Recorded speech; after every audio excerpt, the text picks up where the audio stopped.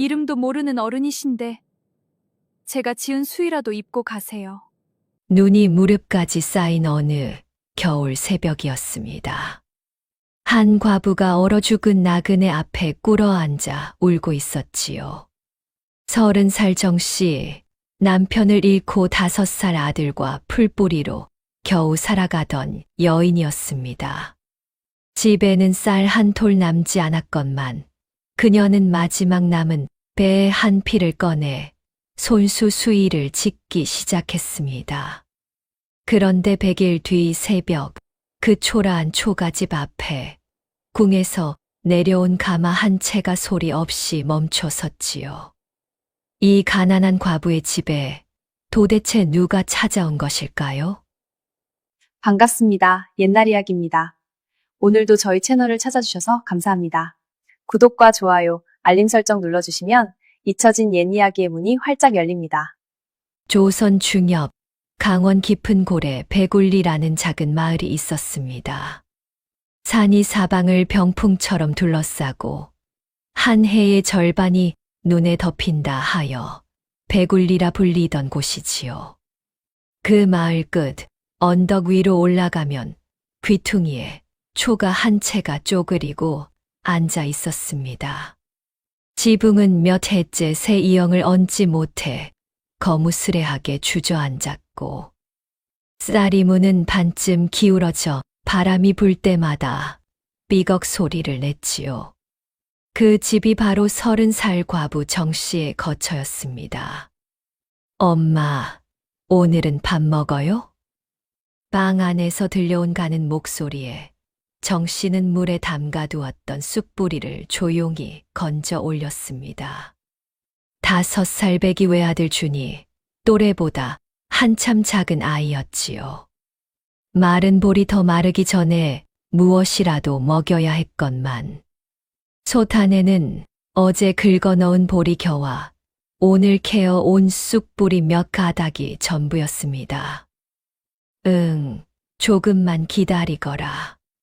정씨는 억지로 웃어 보이고는 부뚜막 앞에 쪼그려 앉았지요. 아궁이에 넣을 장작도 몇 갭이 남지 않았건만 아이 앞에서 한숨 한 번 내쉬지 않는 것이 이 여인의 버릇이었습니다. 사실 정씨가 이리 가난해진 것은 꼭 3년 전의 일이었습니다. 남편 김서방은 산에 약초를 캐러 갔다가 눈 덮인 바위 위에서 발을 헛디뎌 절벽 아래로 떨어졌지요. 시신을 수습하던 날 마을 사람들은 과부와 2살짜리 아이가 어떻게 살고 하고 혀를 찼습니다. 그러나 정씨는 울지 않았다고 하지요. 무슨 수로든 이 아이를 굶기지 않겠노라 속으로 이를 악물 뿐이었습니다. 그날 아침에도 정씨는 아들의 손을 잡고 뒷산으로 올라갔습니다. 보름에 한 번 남편 묘에 들르는 길이었지요. 무덤이랄 것도 없이 둥그런 흙더미 위에 돌 몇 개를 쌓아 올린 것이 전부였지만 정씨에게는 세상에서 가장 귀한 자리였습니다. 아버지, 절하자. 준이가 2 손을 가지런히 모으자 어미는 아이의 머리 위에 제 손을 얹었지요. 5살 아이의 손가락은 잿빛에 가까웠고 손톱 밑에는 까맣게 흙이 물들어 있었습니다. 정씨는 차마 그 손을 오래 바라보지 못하고 고개를 돌렸습니다. 여보, 오늘도 준이와 둘이 왔습니다. 그저 그 한 마디뿐이었지요. 무덤 앞에서 정씨는 좀처럼 길게 이야기하는 법이 없었습니다. 할 말이 없어서가 아니라 하고 나면 무너질 것 같아서였지요. 그렇게 잠시 앉아있다 일어설 즈음 멀리 산자락 아래에서 거친 호통 소리가 울려왔습니다. 정씨, 이 사람 어디 갔어? 이렇게 숨어 다니면 빚이 없어지는 줄 알아. 준이가 흠칫 어미의 치맛자락을 당겼지요. 엄마, 저 사람 또 왔어. 정 씨의 얼굴에 잠시 그림자가 스쳤습니다. 목소리의 주인은 이 마을의 최대 지주 최진사였지요. 불쾌한 얼굴, 불룩한 배, 허리춤에 번쩍이는 금. 놀이개를 찬 그 사내가 산길을 씩씩거리며 올라오고 있었습니다. 아이고, 과부 정씨. 내 오늘은 기어이 받고 가리다. 최진사는 숨을 헐떡이며 묘 앞까지 치고 올라왔습니다. 그러곤 허리에 손을 얹은 채로 정씨를 위아래로 훑어 내렸지요. 자네가 가져다 먹은 쌀이 2섬이요. 2섬, 이자까지 쳐서 석섬을 넘긴 지가 오래인데 대체 언제 갚을 셈인가. 조금만 더 기다려 주시옵소서. 봄에 산나물이 나오는 대로 품을 팔아서라도. 품을 판다고? 최진사는 피식 웃으며 등 뒤의 묘를 쳐다보았습니다. 자네 남편이 살았을 적엔 말이여. 내 얼굴 보고 쌀을 빌려줬지. 허나 이젠 담보가 이 초가집 한 채뿐이여. 자네도 알지 않은가? 정 씨는 눈을 내리깔고 말이 없었지요. 준이가 그 틈을 파고들어 어미의 손을 꼭 쥐었습니다. 최진사는 그 손을 내려다보다 혀를 찼지요.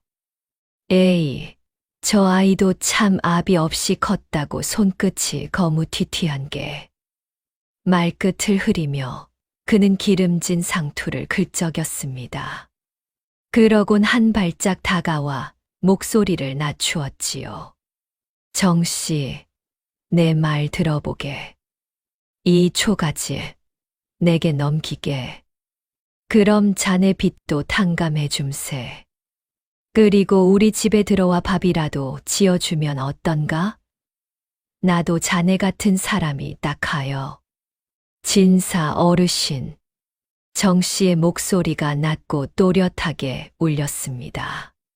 죽은 남편의 묘 앞에서 하실 말씀은 아닌 줄 아옵니다. 최진사의 얼굴이 삽시간에 벌개졌지요.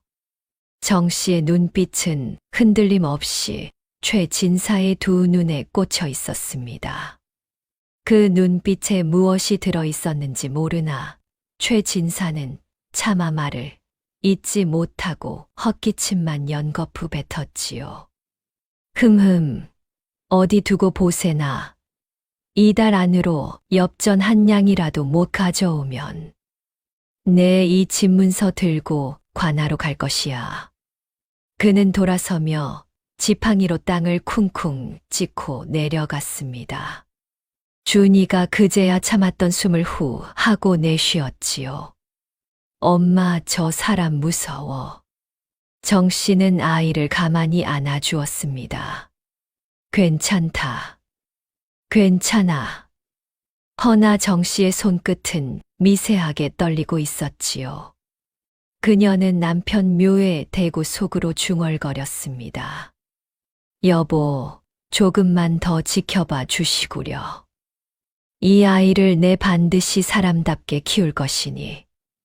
그날 오후 산에서 내려오는 길목에서 정씨 모자는 낯익은 보따리 하나를 만났습니다. 춘덕 할매였지요. 옆구리에 낡은 보따리를 낀 채 장터에서 돌아오는 길인 모양이었습니다. 아이고 정씨, 또 진사놈한테 들볶인 모양이구먼? 할매는 멀리서부터 손짓으로 부르며 걸음을 재촉했지요.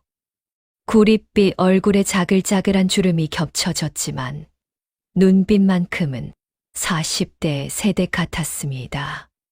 죄송하여. 어찌 이리 매번. 죄송은 무슨 죄송이여. 옛말에 가난은 나라님도 못 구한다 했는디. 사람이 사람 되는 것은 배운 것이 아니라 속에 든 것이여. 할매는 보따리를 풀어 조그마한 종이봉지를 꺼냈지요. 안에는 찐 감자 2알이 따뜻하게 담겨 있었습니다. 자, 준이야. 이건 먹어라. 장에서 아는 아주머니가 덤으로 준 거요. 고맙습니다. 할머니.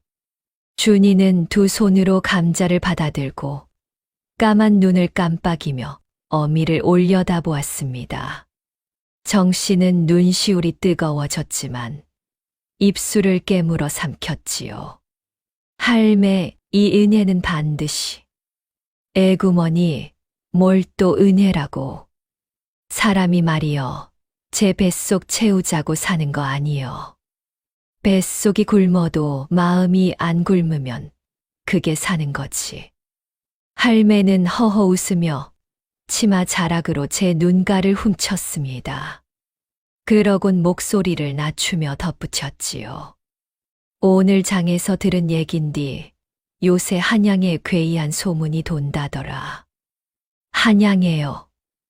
어떤 종친 어르신이 말이여. 오래전에 집을 나간 아들 하나를 10수년째 찾고 있다네. 조선 팔도에 사람을 푼 지가 벌써 몇 해요. 그 어르신 머리가 다 휘어졌다고 하더구먼. 정씨는 무심코 그 말을 고개만 끄덕이며 들었지요. 그저 한양에서 떠도는 많은 소문 중 하나려니 여겼습니다. 설마 그 소문이 제 앞날에 어떤 의미를 지니게 될지는 이때는 꿈에도 알지 못했지요.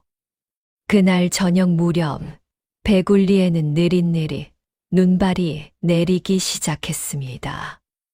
처음엔 한두 송이, 나중엔 굵은 솜덩이처럼 펑펑 쏟아졌지요. 엄마, 오늘은 많이 오네. 준이가 쪽마루에 나와 하늘을 올려다보았습니다. 정씨는 아이의 어깨에 낡은 덧저고리를 덮어주고 제 손등을 치마에 문질렀지요. 솥을 다 비운 뒤였지만 아이는 여전히 배가 고픈 눈치였습니다. 준아, 엄마가 뒷산 밑자락에 다녀올 테니 너는 방에 들어가 있거라. 어디 가는데? 가는 길에 나물이라도 한 움큼 캐어 와야겠다. 어제 보아둔 곳이 있거든. 같이 가면 안 돼. 눈이 점점 굵어지는구나. 너는 방을 지키거라. 엄마 얼른 다녀오마. 정씨는 잠깐 망설이다가 허리춤에 지프로 엮은 바구니를 꿰고 쌀이문을 나섰습니다. 해가 산 너머로 절반쯤 내려앉아 눈밭이 붉은 기운을 머금고 있었지요. 그 빛은 따뜻하다기보다 외로워 보이는 빛깔이었습니다. 정씨의 발걸음이 빗산 자락을 지나 마을 어귀의 느티나무 쪽으로 돌아든 것은 발목까지 눈이 차오를 무렵이었지요. 여기쯤이면 지난 가을 캐담한 쑥뿌리가 서너 뿌리 더 있을 터였습니다. 그때였습니다. 느티나무 커다란 밑동 아래 눈에 덮인 무언가가 정씨의 발끝에 닿았지요. 돌이겠거니 차고 지나가려던 정씨는 잠시 멈칫했습니다. 그것은 돌이 아니었지요. 엄마. 정씨는 서둘러 눈을 손바닥으로 쓸어냈습니다. 눈 속에서 사람의 팔 하나가 스르르 드러났지요. 그녀는 숨을 멈추고 바구니를 내려놓은 뒤 두 손으로 눈을 걷어내기 시작했습니다. 팔에 이어 어깨, 어깨에 이어 얼굴이 나왔지요. 낡은 누런 두루마기를 입은 한 나그네였습니다. 덥수룩한 수염, 여윈 볼, 그러나 살결 위로는 이미 푸르스름한 기운이 피어 있었지요. 얼굴에 손을 대어보니 얼음장이었고 콧잔등에서는 숨결이 느껴지지 않았습니다. 어른, 여보세요? 어른. 정씨는 나그네의 어깨를 흔들었지만 나그네는 미동도 없었지요. 입술이 새파랗게 돌처럼 굳어 있었습니다. 등 뒤로 손을 넣어 조심스레 일으켜 세우려 하자 나그네의 머리가 힘없이 정 씨의 어깨에 기울어졌지요. 정 씨는 그대로 주저앉아 나그네를 제 치마폭 위에 얹었습니다. 다른 누구도 없는 눈밭에서 그녀는 한참을 가만히 있었지요. 그 모습은 마치 아기를 재우는 어미 같기도 죽은 아들을 품은 어미 같기도 했습니다. 어찌 이 한겨울에 이 먼 곳에서 정 씨의 눈가에서 뜨거운 것이 떨어져 나그네의 이마 위에 남았지요.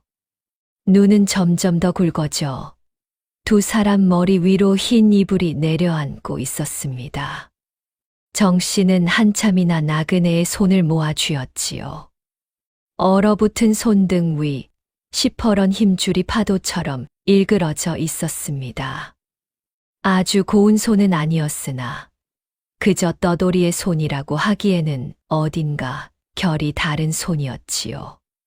손바닥에는 먼 길을 걸은 자의 굳은 살이, 손톱 밑에는 오랜 풍찬 노숙의 때가 엉겨 있었건만 손등의 선만큼은 이상하리만치 곧았습니다. 어른, 제가 알지 못하는 분이오나 정 씨는 낮게 중얼거렸습니다. 이대로 눈에 묻히시게 둘 순 없습니다. 우선 저희 집으로 제가 모시겠습니다. 해는 마저 넘어가 사위는 이미 푸른 어둠에 잠겨 있었지요. 정 씨는 제 허리에 맨 무명띠를 풀어 나그네의 겨드랑이 밑으로 감싸 묶었습니다. 그러고는 있는 힘을 다해 일어섰지요. 나그네의 몸은 한겨울 서리의 얼어 무쇠덩이처럼 무거웠건만 정 씨의 작은 체구로는 도무지 버틸 수가 없었습니다. 세 걸음 떼다 멈추고 5걸음 떼다 쓰러질 뻔하였지요. 숨이 턱까지 차오르던 그때 마을 쪽에서 한 무리 발소리가 들렸습니다. 어이, 정씨, 이 눈밭에 못하고 있는겨. 춘덕 할매였습니다. 때마침 장에서 늦게 돌아오던 길이었지요. 할매 이분이 정씨는 말을 다 잊지 못했습니다. 할매는 눈 속에 반쯤 묻힌 나그네를 보자 짧은 탄식을 흘렸지요. 이런 객사여. 객사.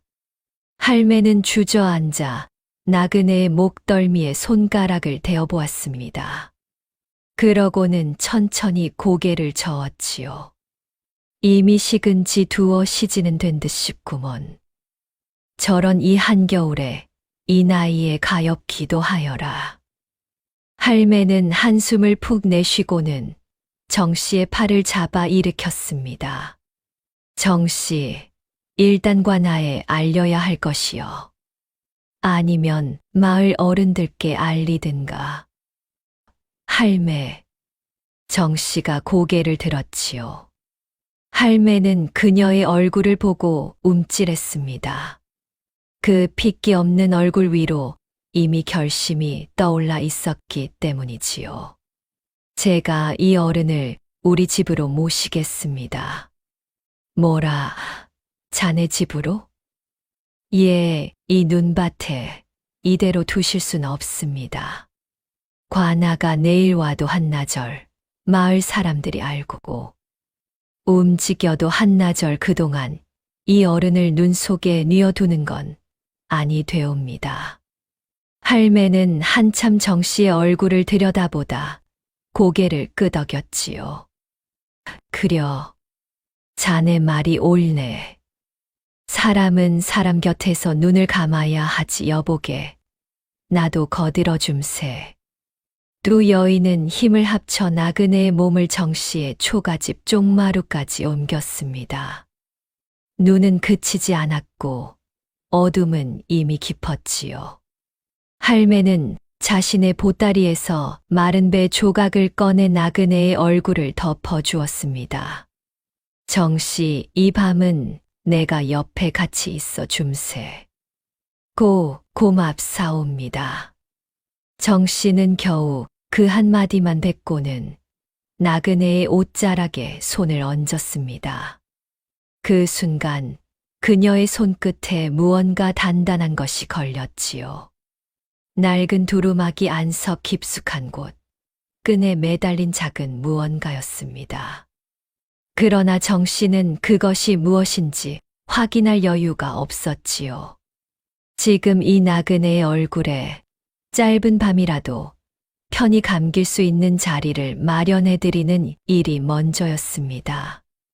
어른 이 가난한 집이라도 하룻밤은 바람을 막아드리겠습니다. 정 씨의 목소리는 낮고 고요했지요. 쪽마루 위, 낡은 누런 두루마기를 입은 한 사내가 눈을 감고 누웠고, 그 곁에 두 여인과 한 사내 아이가 침묵 속에 앉아 있었습니다. 방 안의 등잔불은 가늘게 흔들리고 있었지요. 그리고 그 밤의 끝에서 정 씨는 그녀의 삶 전체를 송두리째 바꿔 놓을 한 가지 선택을 내리게 됩니다. 방 안으로 자리를 옮긴 정 씨는 등잔불 심지를 돋우고 나그네의 얼굴 위에 조심스럽게 손수건을 덮어드렸습니다. 춘덕 할매는 아궁이에 남은 장작 한 개비를 밀어넣고 준이에게 제 거치마를 벗어 덮어 주었지요. 할매 어떡하지요? 정 씨의 목소리가 처음으로 흔들렸습니다. 할매는 건넌방 문지방에 걸터 앉아 장죽 대신 허공에 담뱃대를 물리는 신용을 하며 한참을 말이 없었지요. 정 씨, 내 말 하나 물음새. 예. 이 어른을 내일 관아에 알리면 관아 어른이 어떡하겠는가. 거적에 싸서 공동묘지에 묻을 것입니다. 그려 이름도 알 수 없는 객사 시신이니 거적대기 하나 덮어 구덩이에 들여놓을 것이요. 그 이상은 바랄 수 없는 일이지. 할매는 가만히 한숨을 내쉬었지요. 사람 한 번 죽으면 끝이요. 허나 마지막 가시는 길 거적이 아니라 배 한 자락만 두르고 가셔도 그건 사람답게 가시는 길이제. 배 말씀이십니까? 그려 자네 장롱 안에 시집 올 때 가져온 배 한 필이 있지 아니한가. 그걸로 수의를 지어드리면 이 어른이 이승을 뜨시되 사람 모양새는 갖춰서 뜨실 것이요. 정 씨는 목이 메어 말을 잊지 못했습니다. 그 배 한 필은 그녀가 시집 올 적 친정어머니가 눈물로 짜 넣어주신 혼수였지요. 20살 봄이었습니다. 어머니는 한 땀 한 땀 짜면서 이것은 내 수의로 쓸 것이니 죽는 날까지 꺼내 쓰지 마라 하셨지요. 그러니까 그 배는 정 씨 자신의 마지막 수의였던 것입니다. 할매, 왜 그러나? 그 배는 저희 수의이옵니다. 어머니께서 제게 지어주신. 할매는 움찔했지요. 그러곤 한참을 말없이 정 씨의 얼굴을 바라보다가 고개를 천천히 저었습니다. 그려, 그건 자네 어머니의 정성이요. 내가 경솔하게 말을 내뱉었네. 자네, 미안하이. 아닙니다. 할매, 정 씨는 고개를 숙이고 제 손을 내려다보았습니다. 손은 추위에 벌겋게 얼어 있었고 손가락은 미세하게 떨리고 있었지요. 그녀의 머릿속에서는 두 개의 목소리가 다투고 있었습니다. 하나는 내 어머니의 정성을 헛되이 하지 말라 하는 목소리였고, 다른 하나는 내가 이 어른의 마지막 자락을 베풀지 않으면 누가 이 어른을 사람답게 보내드리겠느냐 하는 목소리였지요. 그 긴 침묵 사이에 준이가 어미의 치맛자락을 잡아당겼습니다. 엄마. 응. 저 아저씨 추워 보여. 정 씨는 아이를 내려다보았지요. 5살 준이는 제 몸에도 덧저고리 하나 없건만 쪽마루에 누운 낯선 어른을 걱정하고 있었습니다. 엄마가 입은 옷 벗어주면 안 돼. 준이의 까만 눈이 어미를 올려다보았습니다. 그 눈 속에는 아직 세상의 이치를 다 모르는 맑음만이 고여 있었지요. 정 씨는 그 눈을 보다 천천히 고개를 끄덕였습니다. 그래, 준아. 엄마가 따뜻하게 해드릴게. 그녀는 몸을 일으켜 방 구석의 낡은 장롱 앞으로 갔지요. 장롱 문을 여는 손이 여전히 떨리고 있었건만 눈빛만은 이미 흔들리지 않았습니다. 3년 전 남편의 시신을 거두던 그 밤, 그 눈빛과 같았지요. 장롱 가장 깊은 곳, 창호지로 꼼꼼히 쌓아 놓은 배 한 필이 고이 잠들어 있었습니다. 정 씨는 그것을 꺼내어 품에 안고 등잔불 앞으로 돌아왔지요. 할매 제 어머니께서 이 배를 지어 주실 때 사람답게 가는 길에 써라 하셨던 것 같습니다. 그여. 어머니는 제 수의로 지으셨으나 제 어머니라면 지금 이 자리에서 다른 말씀을 하셨을 것이옵니다. 할매는 정 씨의 말을 알아들은 듯 고개를 끄덕였지요. 그러곤 제 옆구리에서 실패와 바늘을 꺼내어 앞에 놓았습니다. 나도 거들어 줌세. 여인 둘이 밤새 지으면 새벽까지는 끝나지. 정 씨는 창호지를 벗겨 배를 펼쳤습니다. 매끄럽고 단단한 무명이었지요. 30년 전 어머니의 손에서 한 올 한 올 나온 실이 두 자락의 배가 되어 이 자리에 와 있었습니다. 어른. 정 씨는 나그네의 얼굴 쪽으로 몸을 돌렸습니다. 이것은 제 어머니께서 제게 지어주신 배이옵니다. 어르신을 알지는 못하오나 이 밤 이 자리에서 이 배를 두르고 가시는 것이 어쩌면 제 어머니의 뜻이기도 할 것 같습니다. 부디 이 보잘것없는 배를 허물지 마시고 편히 가시옵소서. 그녀는 나그네에게 2번 절을 올렸지요. 준이는 어미 옆에 나란히 서서 작은 2 손을 가지런히 모아 고사리 같은 절을 올렸습니다. 그리고 정 씨와 할매는 밤새 수의를 짓기 시작했지요. 배를 정성스럽게 재단하는 일부터가 만만치 않았습니다. 나그네의 키를 어림으로 재어 저고리와 바지, 그리고 머리에 두를 복건까지 마름질하였지요. 할매가 능숙한 손놀림으로 본을 뜨고 정 씨가 그 위에 세심히 가위질을 넣었습니다. 정 씨, 자네 손끝이 여간 내기가 아니구먼.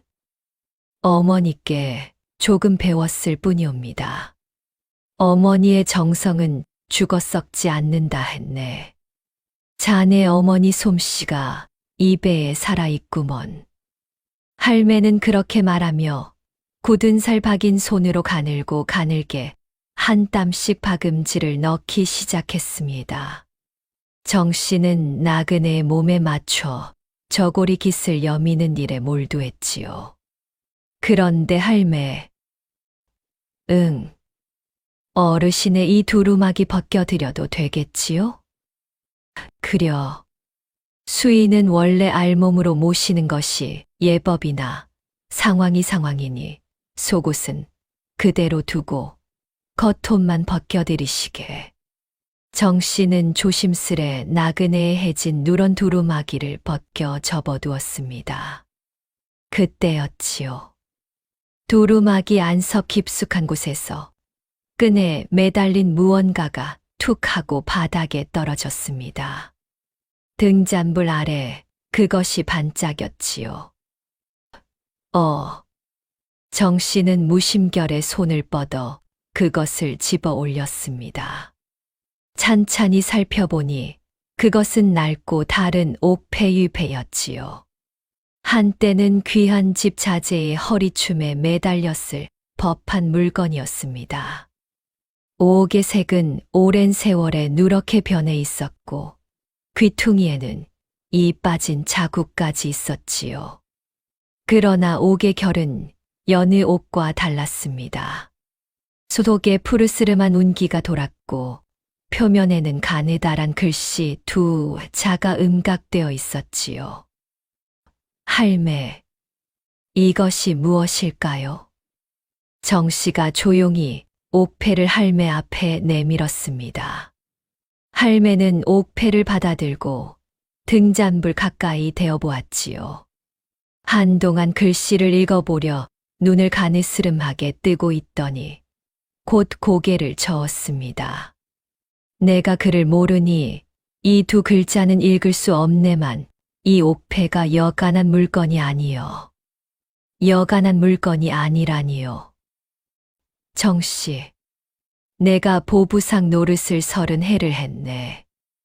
기와집 마님들 뒷공무니에서 이런 옥을 한두 번 본 게 아니요. 이런 결과 빛깔의 옥은 사대부 집안, 그것도 웬만큼 문벌 있는 집안이 아니면 가질 수 없는 것이지. 정 씨의 눈이 커졌지요. 그러면 이 어르신께서는 글쎄 해진 두루마기와 떨어진 집신만 보면 영락없는 거지 꼴인데 품 안에 이런 옥패를 감추고 다녔다는 것은 사연이 여간 깊은 분이 아니라는 얘기 아니겠는가. 두 여인은 잠시 옥패를 사이에 두고 침묵했습니다. 수의 곁에 누운 저 나그네가 과연 어떤 삶을 살다 눈밭에 쓰러지게 되었는지 그 내력을 가늠할 길이 없었지요. 옥패는 시신에 다시 넣어드릴까요? 정 씨가 조심스레 물었습니다. 할매는 잠시 생각하다가 고개를 저었지요. 시신과 함께 묻어드리는 것이 도리이기는 하나 만약에 말이여. 이 어르신을 찾는 가족이 훗날 나타나신다면 이 옥패가 단 하나의 증표가 될 수도 있지 않겠는가. 그렇군요. 자네가 잘 간직해두게. 언제 어느 날 이 옥패의 주인을 찾는 이가 오거든 그때 내어드리는 것이 이 어른께도 떳떳한 일이요. 정 씨는 고개를 끄덕이고 옥패를 한참 손바닥 위에 올려놓고 바라보았습니다. 옥의 결을 따라 등잔불이 푸른 기운으로 번졌지요. 그녀는 낡은 붉은 주머니 하나를 꺼내어 옥패를 곱게 넣고 끈을 단단히 묶었습니다. 그러곤 장롱 깊숙한 곳, 어머니의 혼수 보자기가 놓여있던 그 자리에 그것을 두었지요. 어르신, 이 옥패는 제가 잠시 맡아두겠나이다. 언젠가 반드시 주인 되시는 분께 돌려드리겠습니다. 그녀의 다짐은 낮고 단단했습니다. 밤이 깊어가도록 두 여인의 바늘이 배를 오갔지요. 할매는 가끔씩 옛 장타령 같은 것을 흥얼거리며 손을 움직였고 정 씨는 말없이 한 땀 한 땀에 정성을 쏟았습니다. 등잔불이 두 번째 심지를 태우기 시작할 즈음 수인은 어느새 제 모양을 갖추어 가고 있었지요. 정 씨, 예. 내가 수의를 여러 지어봤네만 이 수의는 참 별나네.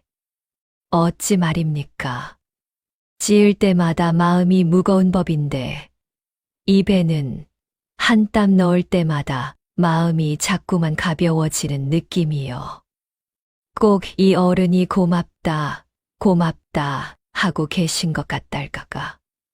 할매의 말에 정 씨는 수의를 쥔 손을 잠시 멈추었지요. 그녀 역시 그런 기분을 느끼지 않았다면 거짓말이었을 것입니다. 처음엔 어머니께 죄송한 마음으로 시작했건만 시간이 흐를수록 마음 한구석이 이상하리만치 평온해지고 있었지요.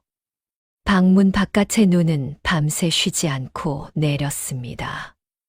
마을의 등잔불은 하나씩 꺼져갔고 오직 정씨의 초가집만이 은은한 빛을 머금은 채 밤을 밝히고 있었지요.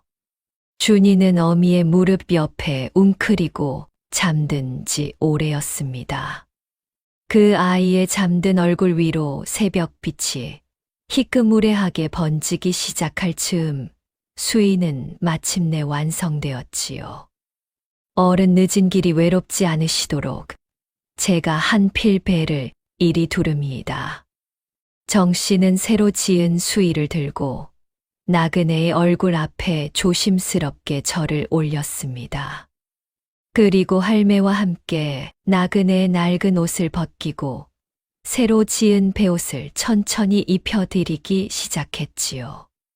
그 손길은 더없이 조심스러웠고 그 표정은 더없이 경건했습니다. 마치 아주 먼 길을 가시는 아버지를 배웅하는 한 명의 딸 같았지요. 창밖이 희부옇게 밝아올 무렵 나그네의 몸에는 깨끗한 수의가 단정히 둘러져 있었습니다. 얼굴에는 정씨가 직접 빚은 복건을 씌워드렸지요. 얼어 푸르게 변했던 낯빛 위에 배 한 자락이 흰 눈처럼 덮였습니다. 이제 길 떠나실 채비가 되셨겠지요. 정씨가 낮게 속삭였습니다.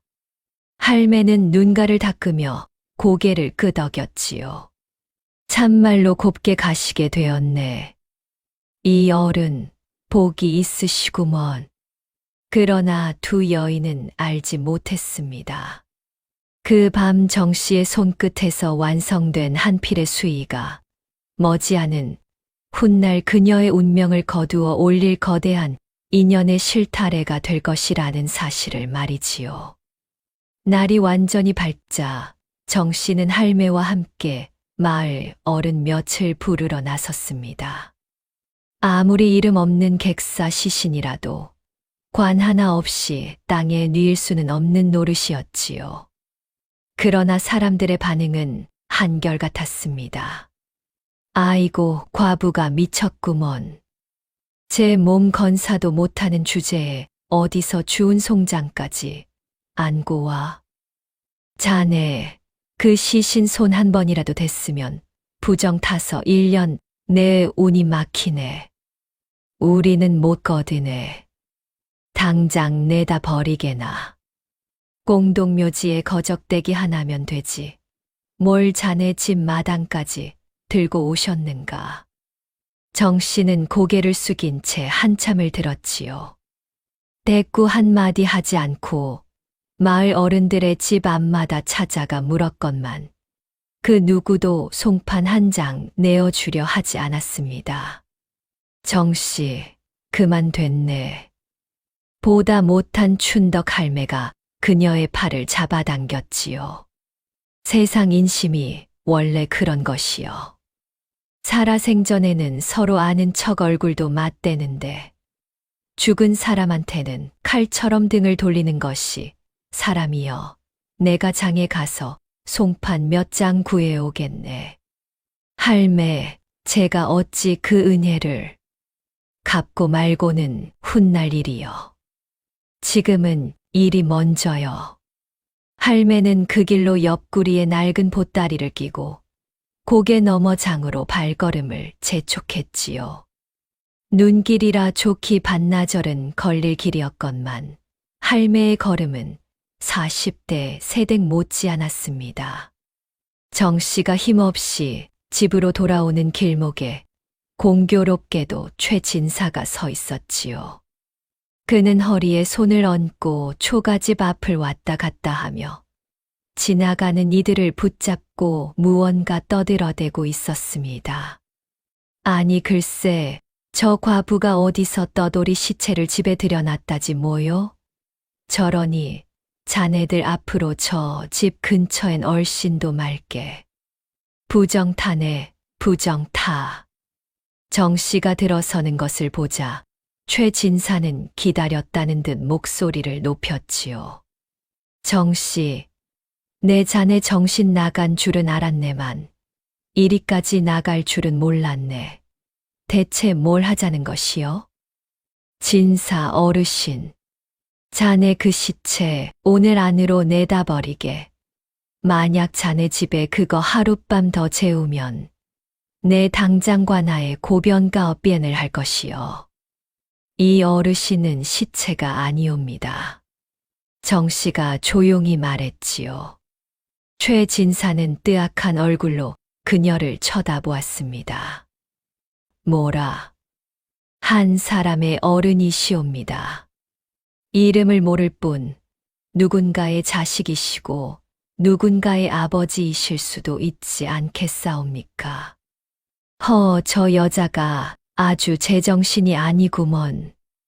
최 진사는 헛웃음을 터뜨렸습니다. 그러곤 목소리를 낮추어 비아냥거렸지요. 내가 다 보고 있어. 자네가 이리 허세를 부리는 이유 말이여. 그 떠돌이가 품에 뭔가 금붙이라도 지니고 있었던 거 아닌가?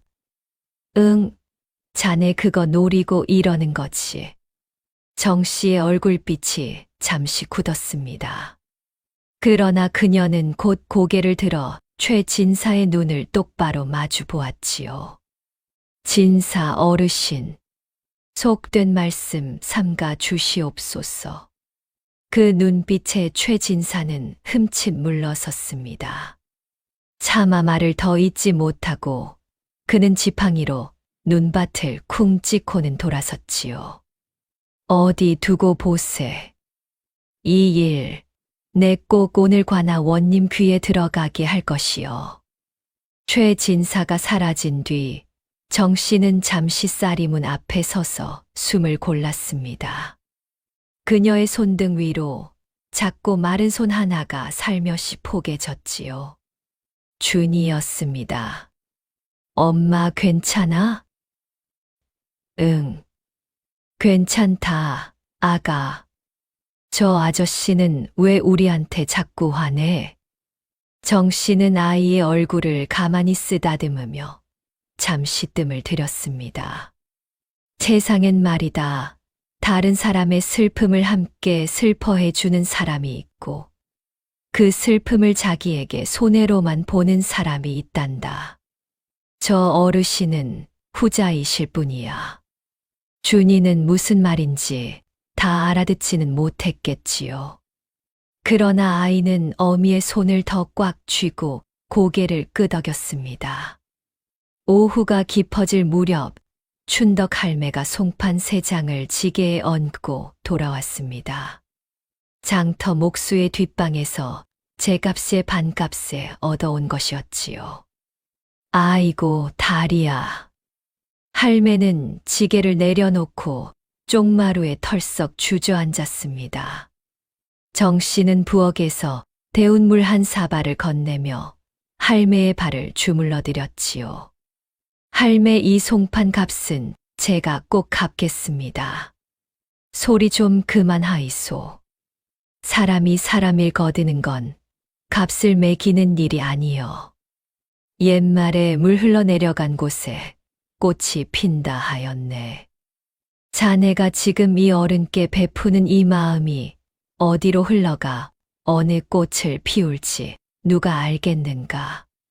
춘덕 할매의 그 말이 훗날 100일째 되는 새벽에 얼마나 섬찟한 예언이 될지는 그때는 누구도 알지 못했지요. 두 여인은 서둘러 관을 짰습니다. 할매가 송판을 맞추고 정 씨가 지프로 엮어 이은매를 감쌌지요.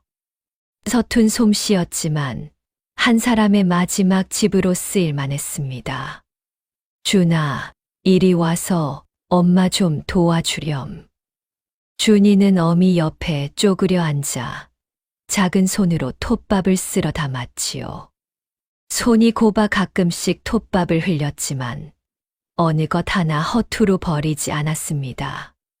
해 질녘이 되어 관이 겨우 모양을 갖추었지요. 정 씨는 방 안으로 들어가 수의를 입힌 나그네를 관 속에 조심스럽게 뉘어드렸습니다. 할매가 옆에서 머리맡을 받쳐주었고 준이는 발치에 서서 두 손을 가지런히 모아 쥐었지요. 어른, 짧은 동안이나마 저희 집에서 머무르심이 편하셨는지요. 정 씨가 낮게 속삭였습니다. 이제 이 어른을 모실 자리로 떠나시옵소서. 그때 준이가 갑자기 관 옆으로 다가서더니 두 손을 모으고 허리를 숙였습니다. 그리고 한 번, 두 번 공손히 저를 올렸지요. 아저씨, 아이의 작은 목소리가 방 안을 울렸습니다. 먼 길 가시는데 춥지 마시고 외로워 마시고 편히 가세요. 정 씨와 할매는 그 자리에서 움직이지 못했습니다. 5살 아이가 한 그 두 번의 절은 여느 상주의 절보다 더 단정하고 더 애틋하였지요. 할매가 소매로 눈가를 훔치며 중얼거렸습니다. 저 아이 어찌 저리 속이 깊을꼬, 저 나이에 저런 마음씨가 어디서 나오나. 정 씨는 말없이 아이의 머리를 쓰다듬을 뿐이었지요. 관을 지게에 얹고 정 씨 모자와 춘덕 할매는 비싼 묘소 쪽으로 향했습니다. 눈이 무릎까지 쌓인 산기를 헤치며 세 사람은 한마디도 하지 않고 오르고 또 올랐지요. 남편 김서방의 묘 앞에 다다랐을 때 정 씨는 허리에서 작은 가래를 풀어 땅에 꽂았습니다. 여보, 그녀는 남편의 무덤 앞에 무릎을 꿇었지요. 오늘 한 어르신을 당신 곁에 모시려 합니다. 이름도 모르고 성싱도 모르는 어른이시지만 사람이 사람으로 가실 자리는 사람 곁이어야 한다 하였지요. 이 어르신이 외롭지 않으시게 당신께서 동무가 되어 주시옵소서. 그녀는 남편의 무덤을 향해 2번 절을 올리고 그 옆자리에 새로 땅을 파기 시작했습니다. 얼어붙은 땅은 쉬이 열리지 않았지요. 춘덕 할매가 옆에서 거들었고 준이도 작은 삽으로 흙을 파내려 애썼습니다. 해가 서산에 넘어가는 동안 세 사람의 이마에서는 땀이 쉼 없이 떨어졌지요. 마침내 구덩이 하나가 마련되자 정 씨는 관을 조심스럽게 그 속에 내렸습니다. 그리고 남편의 무덤 쪽을 향해 나그네의 관 머리를 맞추어 놓았지요. 살아생전 안면 한 번 없던 두 사내가 이제는 한 자리를 나란히 쓰는 이웃이 된 것입니다. 어른, 이곳이 어쩌면 당신의 집은 아니실지 모르오나 바람은 막아드릴 것입니다. 해는 따뜻이 드는 자리이옵니다. 정 씨는 맑게 가라앉은 목소리로 속삭이며 첫 삽의 흙을 관 위에 뿌렸지요. 그 흙은 천천히 관 위를 덮어 나갔습니다. 준이는 옆에서 작은 손으로 한 줌의 흙을 모아 올렸습니다. 그리고 그 흙을 관 위에 정성스럽게 뿌리며 혼잣말처럼 속삭였지요. 아저씨 꽃 피면 제가 꽃 갖고 올게요. 그 말에 춘덕 할매의 눈에서 주먹 같은 눈물이 뚝 떨어졌습니다. 어머니 하느님 이 아이를 부디. 할매는 치마 자락으로 얼굴을 가리며 한참을 흐느꼈지요. 정 씨는 아무 말도 하지 않았습니다. 그녀는 다만 한 삽 한 삽 묵묵히 흙을 덮었을 뿐이었지요. 날이 완전히 저물어 산등성이의 별 하나가 걸릴 무렵 새 무덤 하나가 남편 묘 옆에 나란히 솟아올랐습니다. 정 씨는 돌 몇 개를 올려 무덤의 가장자리를 눌러두었지요. 이름을 알게 되는 날 비를 세워드리겠사옵니다. 그녀는 새 무덤 앞에 2번 절을 올리고 남편의 무덤 앞에도 2번 절을 올렸습니다. 준이는 어미의 옆에서 똑같이 2번씩 절을 올렸지요. 그날 밤 집으로 돌아온 정 씨는 장롱 깊숙이 넣어두었던 옥패 주머니를 한참 바라보았습니다. 어른, 당신의 이 옥패를 제가 한동안 더 맡아두겠습니다. 언젠가 당신을 찾으시는 분이 오시거든 제가 반드시. 그 말을 남기고 그녀는 장롱을 닫았지요. 준이가 어미 옆에 누워 가늘게 잠꼬대를 했습니다. 아저씨 꽃. 정 씨는 아이의 머리를 가만히 쓸어내리며 길고 긴 한숨을 내쉬었지요. 바깥은 여전히 눈이 내리고 있었습니다. 그리고 그 눈 속에서 누군가의 머나먼 발걸음이 이미 배굴리 쪽으로 향하기 시작한 것을 그녀는 아직 알지 못하였습니다. 매장을 마친 다음 날부터 정 씨는 매일같이 뒷산을 올랐습니다. 초유와 제우자유, 사무제 쌀 유지를 빠짐없이 치렀지요. 집에 쌀 한 톨 없어도 남편의 무덤과 나그네의 무덤 앞에 올릴 물 한 사발과 말라붙은 쑥뿌리 한 가닥만은 놓지 않았습니다. 준이도 어미를 따라 매일 산에 올랐지요. 5살 배기의 작은 집신 자국이 어미의 집신 자국 옆에 나란히 새겨지는 풍경은 보는 이마다 눈시울을 적실 만한 광경이었습니다. 엄마. 7일째 되던 날, 뒷산을 오르는 길에 준이가 어미를 올려다보며 물었지요. 응, 준아. 그 아저씨 이름이 뭐예요? 정 씨는 잠시 말을 잃었습니다. 엄마도 몰라. 아직은. 그럼 뭐라고 불러요? 어른이라고 부르자. 모르는 어른이셔도 세상을 먼저 사신 분이시니까. 준이는 고개를 끄덕이며 작은 손에 쥔 들풀 한 가지를 자꾸만 만지작거렸지요. 소문은 의외로 빨리 퍼졌습니다. 이웃 마을까지도 배굴리 과부가 이름 없는 객사 시신에게 수의까지 입혀 제 남편 곁에 묻어주었다는 이야기가 돌았지요. 어떤 이는 혀를 찾고 어떤 이는 참 드문 사람이라 하였습니다. 한 번쯤 정 씨를 구경하고 싶다며 일부러 배굴리까지 발품을 팔아오는 사람도 있었지요. 그러나 정 씨는 여전히 말수가 적었고 고개를 숙인 채 제 자리에서 바느질을 하거나 나무를 다듬고 있을 뿐이었습니다. 그 사이 춘덕 할매는 닷새장을 한 번도 빠지지 않고 다녀왔지요. 장에서 돌아오는 길마다 할매는 어김없이 정 씨의 집에 들러 장에서 얻은 작은 것들을 내려놓았습니다. 어떤 날은 콩 한 줌, 어떤 날은 산초 기름 한 병, 또 어떤 날은 훈대추 한 줌이었지요. 할매, 이러지 마시옵소서. 아이고, 애미가 자식한테 하는 거 아니요. 애미가 자식한테 하는 건 신용이라도 내야지. 난 지금 손주한테 하는 마음으로 하는 거요. 할매는 준이의 머리를 쓰다듬으며 허허 웃었습니다.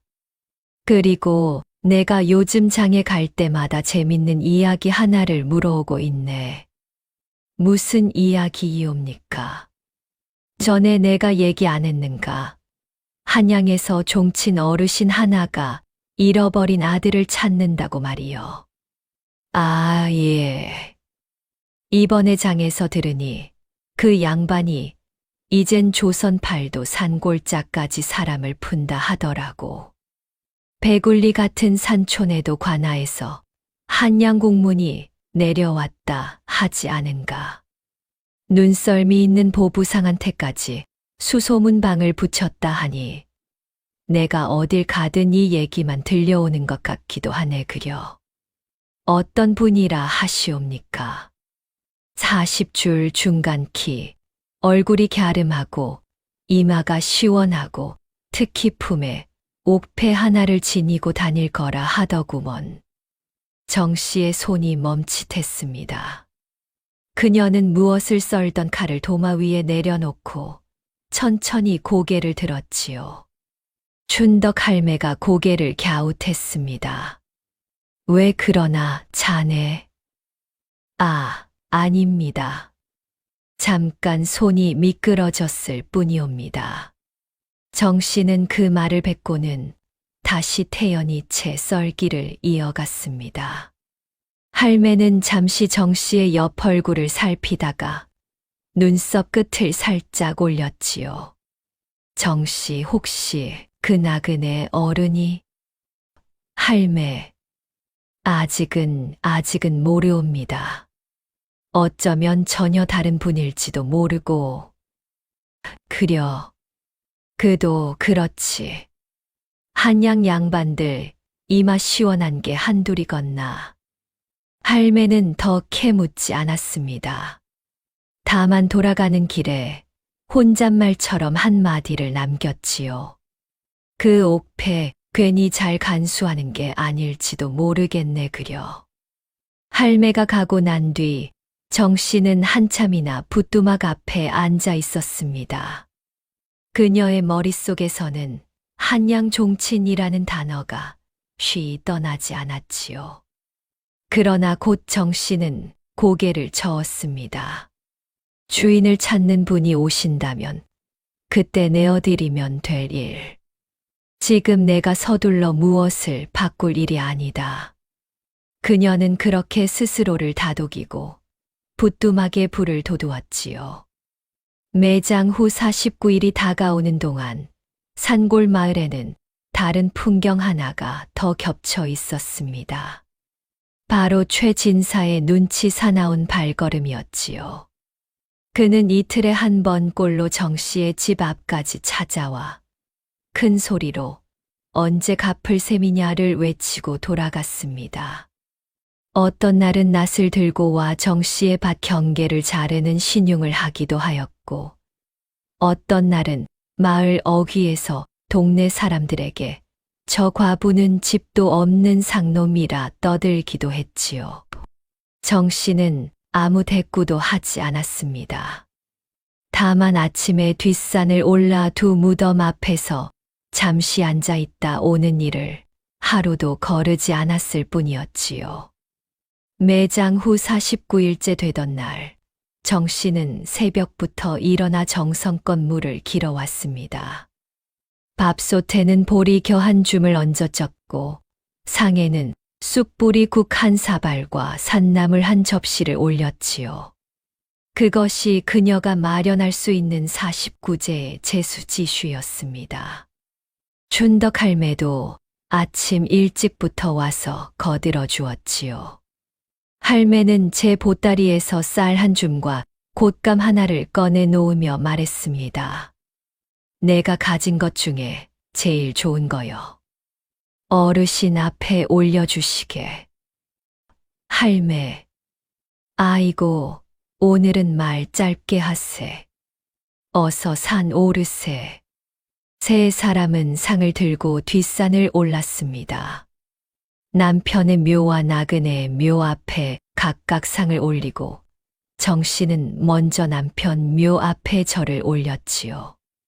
여보 그동안 잘 지키고 계셨지요. 오늘은 49일째이옵니다. 이 어르신께서도 인제는 다음 길로 떠나실 차례이오니 동무로서 잘 배웅하여 주시옵소서. 그리고 그녀는 나그네의 묘 앞으로 옮겨 술 한 잔을 올렸습니다. 춘덕 할매는 옆에서 북쪽 방향을 향해 절하며 중얼거렸지요. 어르신 부디 이 산고를 잊지 마시고 저승길 편히 떠나시옵소서. 이승에서 미처 못다 하신 인연이 있거든 마음 속에 묻어두고 가시옵소서. 정 씨도 저를 올리며 속으로 말했습니다. 어른 당신의 이름을 아직 알지 못하오나 이 49일 동안 당신은 제 집의 손님이 아닌 제 가족이셨사옵니다. 부디 가시는 길 외롭지 마시옵고 혹시 남기신 인연이 있거든 제가 그 인연을 잘 맡아두겠사옵니다. 그때 산 아래쪽에서 삭삭거리는 발걸음 소리가 들려왔지요. 세 사람이 돌아보니 눈밭을 밟고 올라오는 것은 다름 아닌 최진사였습니다. 어이구, 과부 정씨, 여긴 웬일이요? 최진사는 기름진 상투를 털며 숨을 헐떡였지요. 손에는 돌돌 말린 문서 한 장이 쥐어 있었습니다. 오늘 49제를 올리는 중이옵니다. 참 기특한 과부구먼. 제 밥도 못 먹는 주제에 웬 송장밥은 저리 챙기는지. 정 씨의 눈가가 살짝 좁혀졌지요. 그녀가 입을 열려는데 춘덕 할매가 먼저 호통을 쳤습니다. 진사 어르신, 얘가 어디라고 그런 말씀을 하시오? 사람이 누워있는 자리 앞에서 뱉는 말씀은 제 입으로 돌아오는 법이오이다. 허허, 이 할망구는 또 웬 참견이여. 비켜. 최진사는 할매를 거칠게 밀치고 정 씨 앞에 우뚝 섰지요. 그러곤 손에 쥔 문서를 쫙 펼쳐 보였습니다. 이게 뭔 줄 아는가? 무엇이옵니까? 자네 집 집문서여. 내가 어제 관아에서 절차 밟아 등록한 거란 말이여. 이제 한 달 안에 빚 못 갚으면 자네 초가는 내 것이여. 알겠는가? 정 씨의 얼굴빛이 일순 창백해졌지요. 그러나 그녀는 곧 입술을 물고 고개를 들어 최진사를 바라보았습니다. 진사 어르신, 제가 빚은 반드시 갚겠사옵니다. 허나 오늘 이 자리는 돌아가신 분을 모시는 자리이옵니다. 잠시만 기다려 주시옵소서. 그 죽은 사람이 자네 아비라도 되나? 아니면 시아비라도 되나? 대체 왜 이리 안달이냐? 한 사람이 사람답게 떠나시는 길을 배웅하는 것이옵니다. 그뿐이옵니다. 사람답게, 거짓 떠돌이 주제에 무슨 사람답게요. 자네 집문서가 날아갈 판에도 이 짓을 하고 있다니 과연 미친 과부여.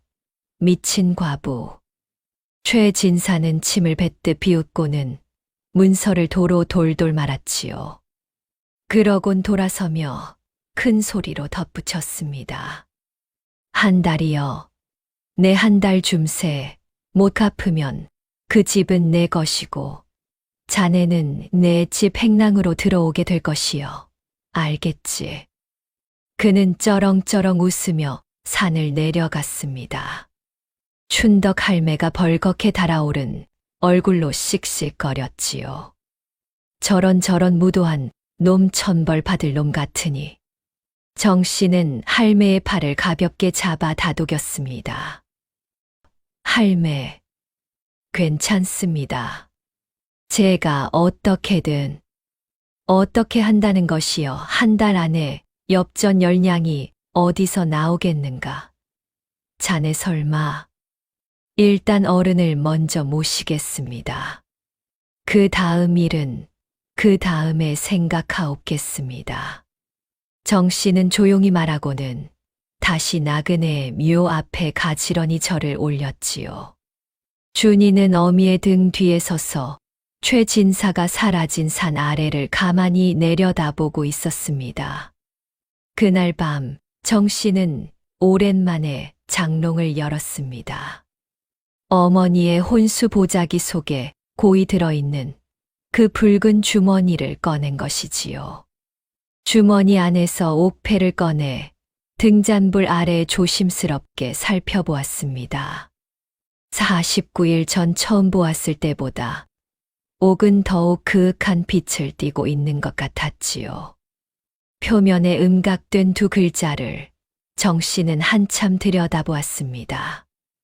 그녀는 그를 모르나 그 두 글자의 획이 곧고 단정한 것이 예사롭지 않은 집안의 인장임을 직감할 수 있었지요. 어른 당신은 대체 누구이셨습니까? 정 씨는 옥패를 두 손에 고이 쥐고 한참을 가만히 앉아 있었습니다. 등잔불이 가늘게 흔들리며 옥의 푸른 기운 위로 그림자를 드리웠지요. 한양에서 아들을 찾는 종친 어르신 중간 키, 이마 시원한 얼굴, 그리고 품 속의 옥패패. 할매가 전해준 소문의 조각들이 정 씨의 머릿속에서 천천히 이어지고 있었습니다. 그러나 그녀는 그 생각을 곧 흔들어 내렸지요. 지금은 집부터 지켜야 한다. 준이를 지키는 것이 먼저다. 그녀는 옥패를 다시 주머니에 넣고 장롱 깊숙이 되밀어 넣었습니다. 그리고 불을 끄고 잠든 준이 곁에 누웠지요. 바깥에서 다시 눈이 내리기 시작했습니다. 그러나 그 눈 속에는 이미 이 초가집을 향해 다가오는 낯선 발걸음 하나가 섞여 있었지요. 49제가 지나고 열흘 남짓 흘렀을 무렵 배굴리의 추위는 더 매서워졌습니다. 산에서 내려오는 바람이 초가의 문풍지를 쉴 새 없이 흔들었고 아궁이에 넣을 장작마저 바닥이 나기 시작했지요. 정 씨는 매일 새벽 산에 올라 마른 삭정이를 주워 내렸건만 그것으로는 방 한 칸도 온기 있게 데우기 어려웠습니다. 그러던 어느 날 새벽이었지요. 정 씨가 부엌에서 물을 데우고 있는데 방 안에서 준이의 가는 목소리가 들렸습니다. 엄마, 엄마. 정 씨는 헐레벌떡 방으로 들어갔지요. 이불 속에서 준이의 작은 얼굴이 불덩이처럼 달아올라 있었습니다. 이마에 손을 대니 그대로 손이 된 듯이 화끈거렸지요. 준아, 어쩌면 좋으냐? 정 씨는 아이의 손을 붙잡고 가슴 위에 올렸습니다. 준이는 가쁜 숨을 내쉬며 간신히 눈을 떴지요. 엄마 머리 아파. 알았다, 아가. 엄마가 어떻게든 해볼게. 그녀는 서둘러 물수건을 찬물에 적셔 아이의 이마에 얹었습니다. 아이의 작은 입술은 이미 갈라져 있었고 얼굴은 불다 못해 푸르스름한 빛마저 감돌고 있었지요. 춘덕 할매를 불러야 한다. 정 씨는 아이를 남겨두고 잠시 문지방을 나섰습니다. 그러나 새벽녘 마을은 하얀 안개 같은 눈발에 뒤덮여 있었고 할매의 집은 마을 반대편에 있었지요. 준이를 홀로 두고 갈 수는 없었습니다. 그녀는 다시 방으로 돌아와 아이의 이마에 손을 얹었지요. 한겨울 새벽에 이 5살 아이의 몸에는 불이 붙어 있었습니다. 여보, 당신이 보고 있는가요? 정 씨의 눈가에서 처음으로 굵은 눈물이 흘러내렸습니다. 이 아이 하나만은 제가 지켜야 하옵니다. 그녀는 잠시 눈을 감았지요. 그리고 결심한 듯 자리에서 일어섰습니다. 아침 해가 떠오를 무렵 춘덕 할매가 쌀이문을 열고 들어섰지요. 정 씨는 붓두막 앞에서 무언가를 지프로 감싸고 있었습니다. 정 씨, 새벽부터 불이 환하길래 와봤네. 웬일인가? 할매 준이가. 할매는 그 말을 듣자마자 방으로 뛰어 들어갔지요. 준이의 이마를 짚어보더니 짧은 탄식을 뱉었습니다. 이거 큰일이네. 감기 몸살이 아니고 상한 쌍 아니여 당장 탕약을 써야 해. 할매 제가 우리 마을엔 약방이 없으니 읍내까지 나가야 하는데 약재 값이 만만찮을 것이요. 대체 엽전이 어디 있겠나. 정 씨는 입술을 깨물었습니다.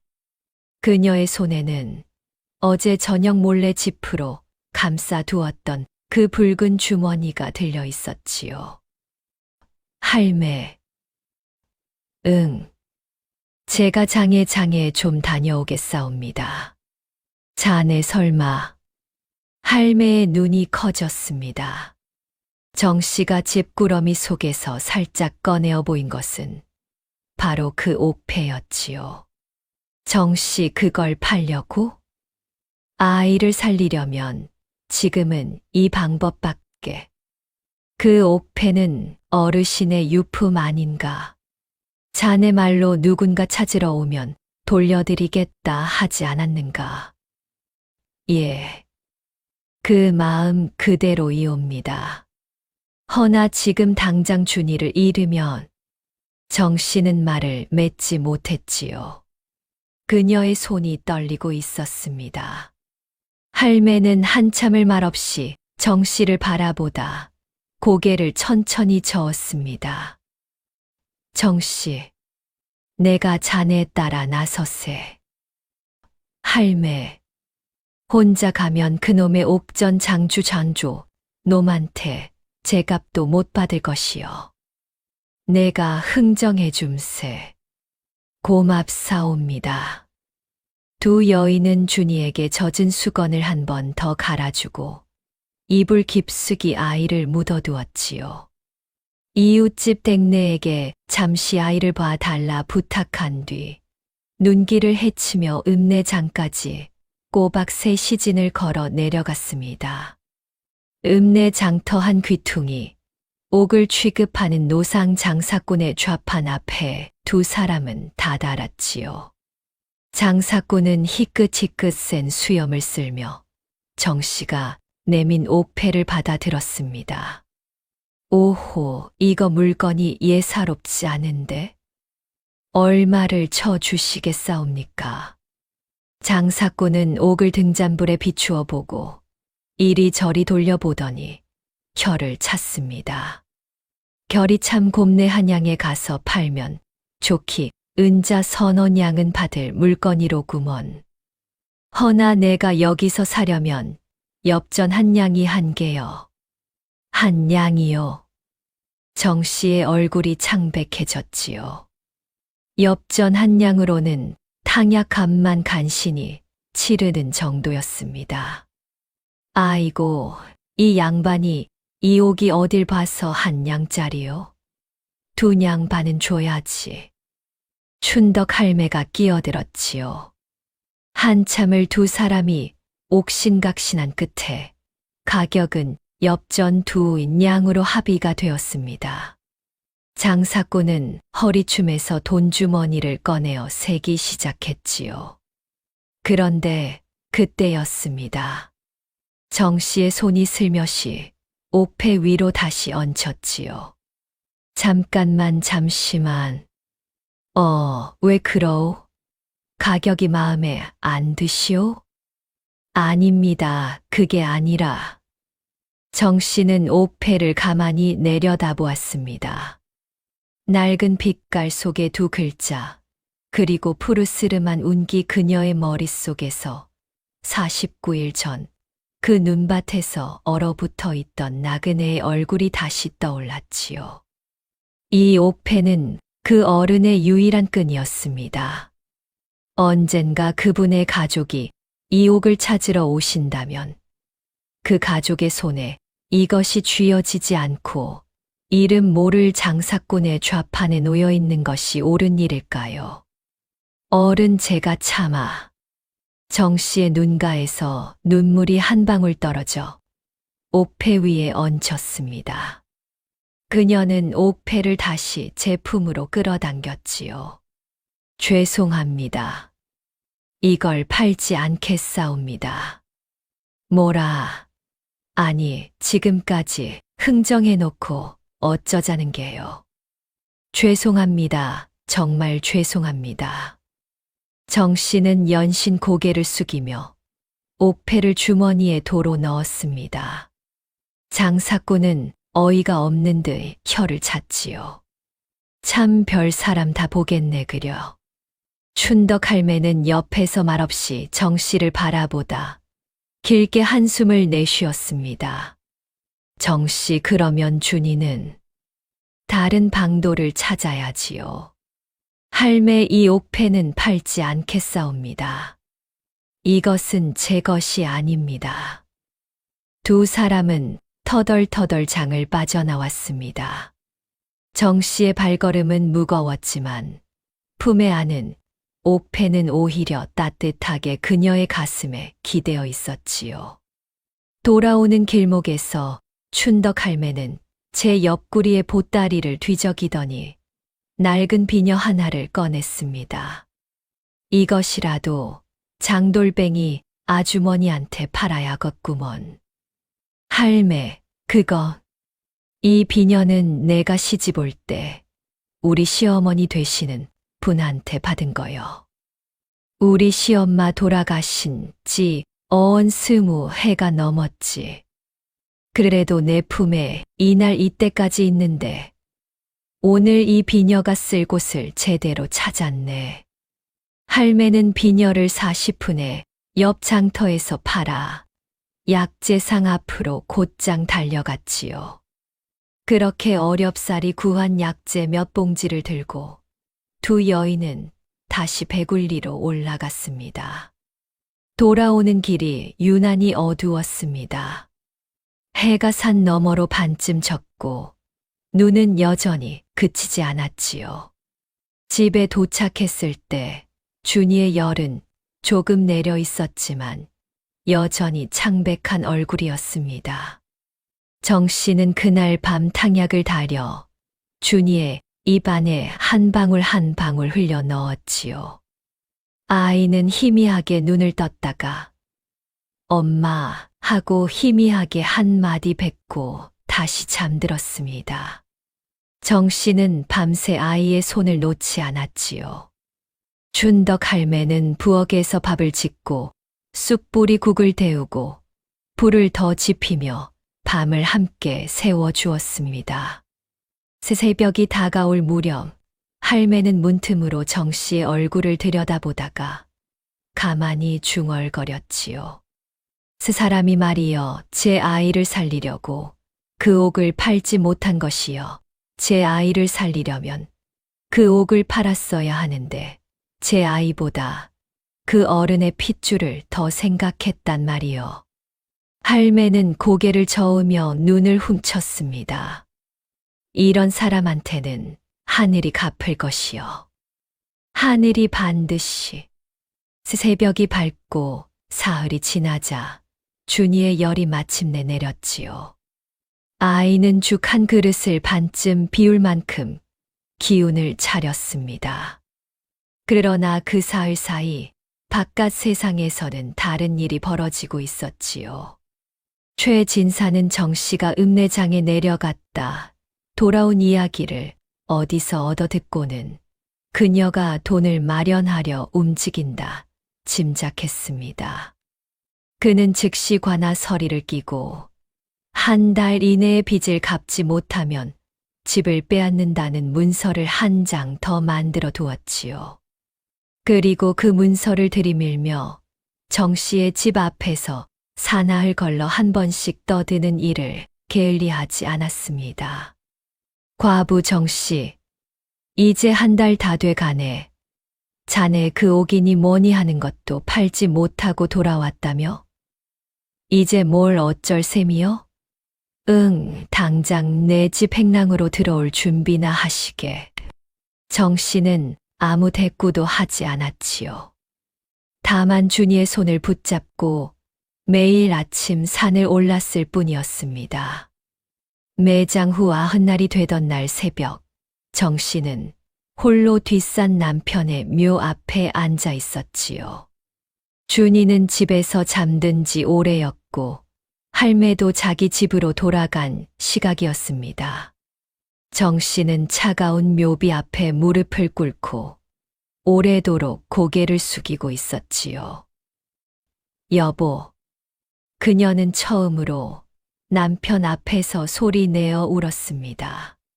제가 잘못했는가요? 남의 객사 시신에게 수의를 지어드리겠다 한 것이 어쩌면 주제넘은 일이었는지요. 그녀의 어깨가 작게 떨렸습니다. 집도 이제 곧 뺏길 것이 없고 준이도 앞으로 어찌 될지 모르옵니다. 여보, 저 어찌해야 하옵니까? 겨울 새벽의 바람이 그녀의 어깨 위를 얼음장처럼 스쳐 지나갔지요. 그녀의 옆 나그네 묘에는 누군가 꽂아둔 시든 들풀 한 가지가 바람에 흔들리고 있었습니다.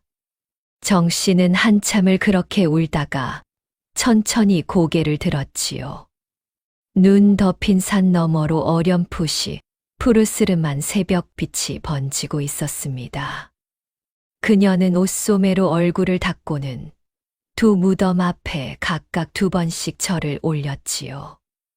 여보, 어른, 제가 이 집에서 쫓겨난다 해도 이 두 무덤은 제가 끝까지 지키겠사옵니다. 준이를 잃지 않는 한 저는 이 자리에 다시 올 것이옵니다. 다시 올 것이옵니다. 그녀는 그렇게 다짐하고 산을 내려왔습니다. 흰 새벽빛이 그녀의 등 뒤로 천천히 번져왔고 어떤 먼 발걸음 소리가 산 아래 마을 어귀 쪽에서 들려오는 듯도 했지요. 그 발걸음이 자신의 초가집 쪽으로 다가오고 있다는 사실을 정 씨는 이때까지도 알지 못하였습니다. 매장 후 꼭 100날째 되는 새벽, 배굴리는 유난히 고요했습니다. 눈은 밤새 한자가 더 쌓였고 바람조차 길을 잃은 듯 멈춰 있었지요. 마을 어귀의 닭 한 마리도 울지 않는 그 시각, 정 씨는 부뚜막에서 마른 나무 한 조각을 뒤적이고 있었습니다. 준이는 이불 속에서 가느다란 숨소리를 내며 잠들어 있었지요. 열이 내린 지 벌써 열흘이 지났건만 아직 기운이 완전히 돌아오지는 않은 상태였습니다. 오늘이 바로 최 진사가 약속한 한 달의 마지막 날이었지요. 정 씨의 머릿속에는 오늘 안으로 엽전 열량을 마련해야 한다는 무거운 한 문장만이 돌고 있었습니다. 여보, 어르신 오늘 하루만 더. 그녀는 아궁이 불빛에 두 손을 녹이며 속으로 중얼거렸지요. 바로 그때였습니다. 마을 어귀 쪽에서 낯선 발소리가 들려왔지요. 한 사람의 발소리가 아니었습니다. 눈길을 밟는 소리가 여럿이었고 그 사이사이 말발굽 소리, 그리고 나무판 서로 부딪히는 듯한 소리도 섞여 있었지요. 정 씨는 부엌문을 빼꼼 열어 바깥을 내다보았습니다. 어마나. 그녀의 입에서 짧은 탄성이 흘러나왔지요. 마을 어귀 쪽에서 한 무리의 행렬이 눈길을 헤치며 천천히 올라오고 있었습니다. 앞선 4사람은 검은 두루마기에 갓을 쓴 사내들이었고 그 뒤로는 푸른 천에 덮인 가마 한 채가 따르고 있었지요. 가마 옆에는 말을 끈 종자들이 서너 명 더 있었고 가마의 뒤로는 짐수레까지 한 대 따라왔습니다. 배굴리 마을 어귀 전체가 이 한 줄의 행렬로 꽉 찬 듯이 보였지요. 정 씨는 처음엔 무슨 연유의 행렬인지 가늠하지 못했습니다. 그러나 행렬이 점차 마을 안쪽으로 들어서자 마을 사람들 하나둘 문을 열고 고개를 내밀었지요. 어떤 이는 눈을 비비고 다시 쳐다보았고 어떤 이는 급히 옷깃을 여미며 허리를 숙였습니다. 저게 뭐여, 한양 양반 행차 아닌가. 가마가 얘까지 들어오다니 무슨 일일꼬. 그런데 그 행렬은 마을 이장댁 앞에서도 최진사댁 앞에서도 멈추지 않았지요. 그저 한 줄로 늘어진 채 마을의 가장 끝자락 언덕 위 정씨의 초가집 쪽으로 향해 올라오고 있었습니다. 정씨의 가슴이 둥둥 뛰기 시작했지요. 설마 우리 집으로? 그녀는 서둘러 치마 자락을 여미고 쌀이문 앞으로 나가섰습니다. 준이도 바깥의 소리에 깬 모양이었지요. 어미의 뒤를 따라 작은 걸음으로 마당까지 나와 섰습니다. 엄마, 저 사람들 누구야? 엄마도 모른다, 준아. 그때 마을 이쪽 저쪽에서 문이 열리며 사람들이 하나둘씩 몰려 나오기 시작했습니다. 그들은 모두 몇 걸음 뒤에서 이 행렬이 대체 어디로 향하는지 조마조마한 눈빛으로 지켜보고 있었지요. 가마가 정씨의 초가집 쌀이문 앞에 꼭 3걸음 떨어진 곳에서 멈춰 섰습니다. 일순 모든 소리가 사라졌지요. 가마꾼 4사람이 조심스럽게 가마채를 내려놓았고 가마 옆에 서 있던 한 장년의 선비가 고개를 숙이며 가마 문을 열었습니다. 그 안에서 흰 수염을 단정히 들이운 한 노인이 천천히 내렸지요. 키는 6자에 가까웠고 등은 곧게 펴 있었습니다. 백발을 상투로 올리고 검정갓을 쓴 그의 어깨 위에는 짙은 남색 비단 도포가 빛나고 있었지요. 허리에는 금박가끈과 어울리는 옥유의 3개가 매달린 패옥이 드리워져 있었습니다. 그의 눈빛은 형형하였으나 눈가에는 깊은 주름이 배어 있었지요. 그가 바로 10수년 동안 사라진 아들을 찾아 조선 팔도를 떠돌았다는 그 종친 어르신, 이공리공 어르신이었습니다. 여기가 과부 정씨 부인의 댁이렸다. 이공 어르신의 낮고 굵은 목소리가 새벽 공기를 갈랐지요. 그 목소리에 마당에 서 있던 정씨는 순간 숨을 잊었습니다. 예, 소인이. 정씨는 급히 무릎을 꿇으려 했지요. 그러나 이공 어르신이 손을 들어 그녀를 만류했습니다. 그대로 계시오. 부인께 제가 먼저 예를 올려야 할 사람이니. 그 말에 마을 사람들 사이에서 웅성거림이 터져 나왔지요. 그 종친 어르신이 가난한 과부 앞에 먼저 예를 올리겠다 하는 것은 세상 이치로는 해석이 되지 않는 일이었습니다. 어르신, 감히 부인, 잠시 들어가 조용히 말씀 좀 드릴 수 있겠소이까. 정씨는 겨우 정신을 차리고 마당 한편으로 이공 어르신을 안내했지요. 가마꾼들과 종자들은 쌀이문 밖에 그대로 대기하고 작년의 선비 한 사람만 이공의 뒤를 따라 들어왔습니다. 정씨의 단칸방에 흰 수염의 종친 어르신과 작년의 선비, 그리고 준이를 아는 정씨가 마주 앉았지요. 이공 어르신은 방을 한 바퀴 둘러보고는 길고 낮은 한숨을 내쉬었습니다. 이 방에 내 아들이 마지막 숨을 뉘었다 하였는가. 정씨의 가슴이 철렁 내려앉았지요. 어르신. 이공 어르신은 허리춤에서 두루마리 한 장을 꺼내 풀어놓았습니다. 내 이름은 일이요. 한양에 있는 종친부의 늙은이요. 내 아들 명한밍 하안이 집을 나간 것이 꼭 17해 전이요. 그 아이가 부자 후즈 간의 일로 내게 분을 품고 호련히 짐을 싸들고 집을 나간 것이지요. 그 뒤 나는 팔도에 사람을 풀어 명한을 찾았으나 해마다 소식이 묘연하였소. 그는 잠시 눈을 감았다가 다시 말을 이었습니다. 지난 달, 한 보부상이 한양에 들러 말하기를 강원 깊은 골에 어떤 과부가 이름 모를 객사 시신에게 수의를 지어 직접 묻어주었다는 소문이 떠돌고 있다 하였소.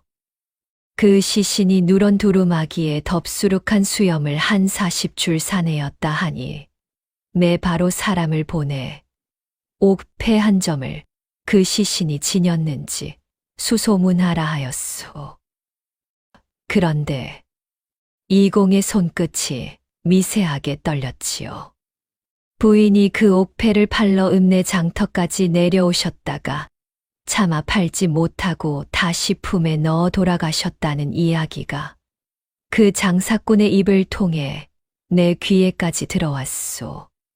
정 씨의 눈시울이 뜨거워졌습니다. 어르신, 부인, 그 옥패 아직 부인 품에 계신지요? 정 씨는 잠시 자리에서 일어나 장롱 깊숙한 곳에 붉은 주머니를 꺼내 들고 왔습니다. 그리고 두 손으로 공손히 이공 어르신 앞에 놓았지요. 이공 어르신의 여윈 손이 천천히, 몹시 천천히 그 주머니 위에 얹혔습니다. 그는 주머니의 끈을 풀고 그 안에 옥패를 꺼내 들었지요. 등잔불 아래 옥의 푸르스름한 운기가 다시 피어올랐습니다. 음각된 두 글자가 어르신의 눈 안으로 빨려 들어갔지요. 명한밍하. 이공 어르신의 두 눈에 눈물이 서렸습니다. 이것이 내가 명한의 돌 잔칫날 내 손으로 새겨 그 아이의 허리에 메어준 그 옥패로다. 어르신, 명하나 명하나.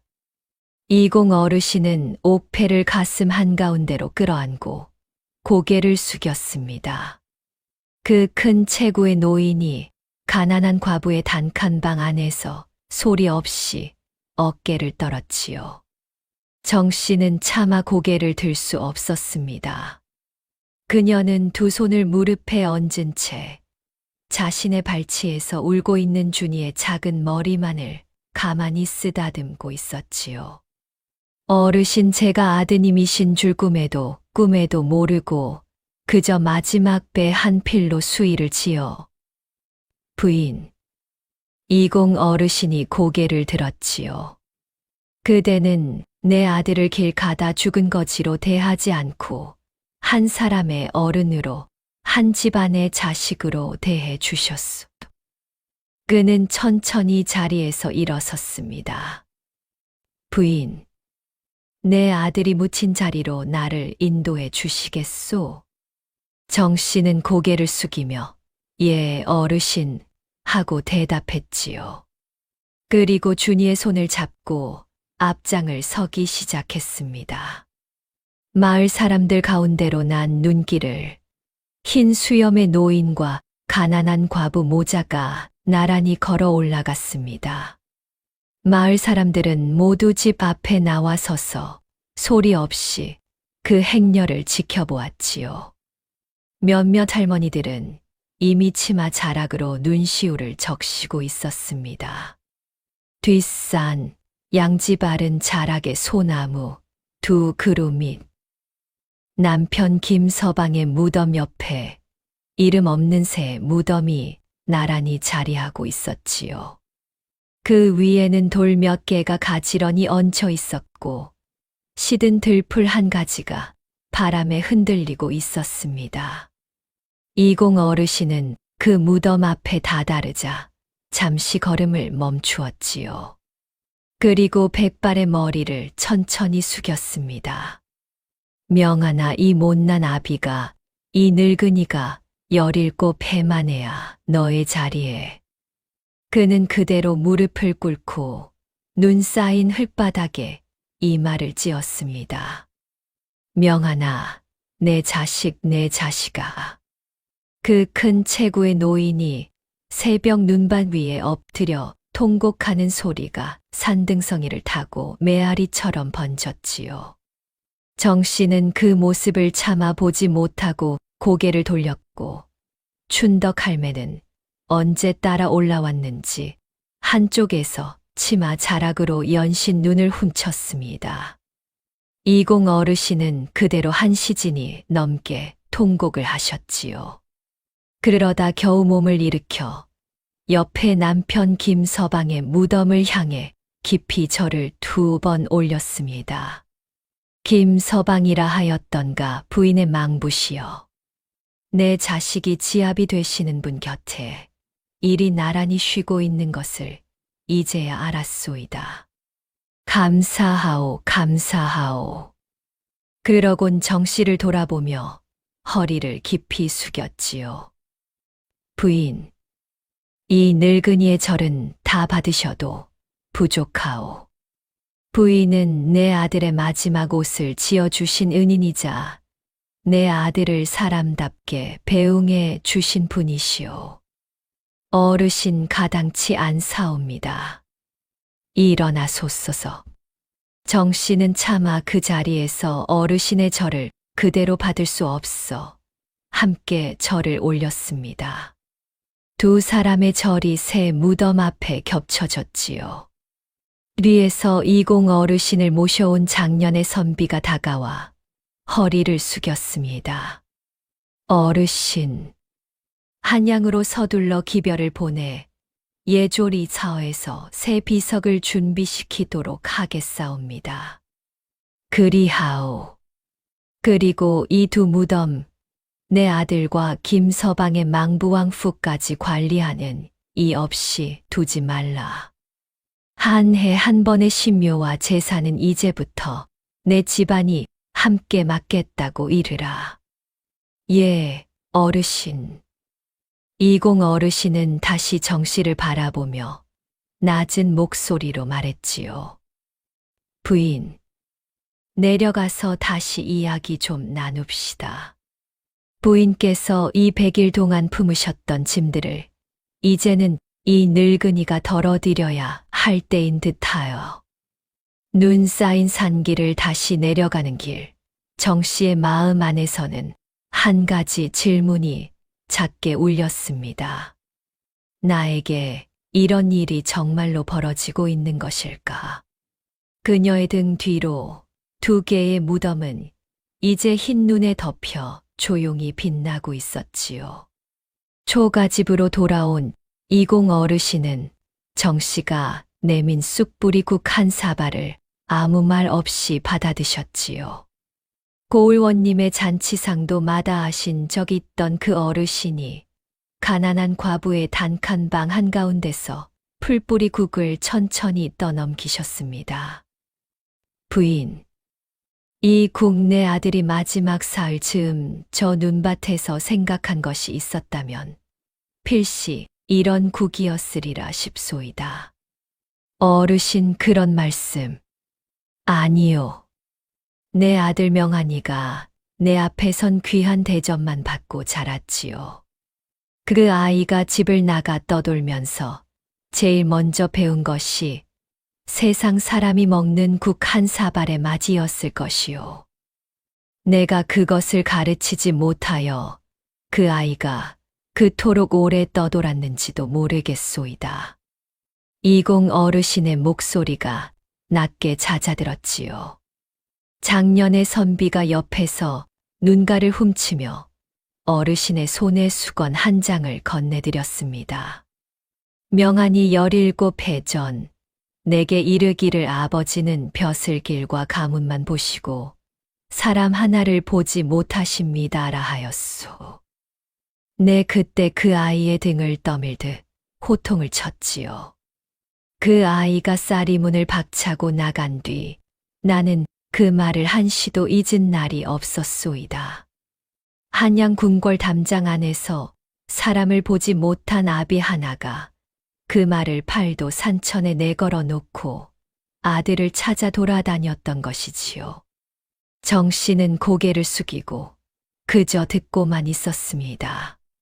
준이는 어미의 무릎에 기대어 이공 어르신의 얼굴을 가만히 올려다보고 있었지요. 5살 아이의 눈에도 이 흰 수염의 어르신이 얼마나 오래 슬픔을 머금고 살아왔는지 어렴풋이 보이는 모양이었습니다. 그런데 부인, 이공 어르신이 고개를 돌려 정 씨의 얼굴을 바라보았지요.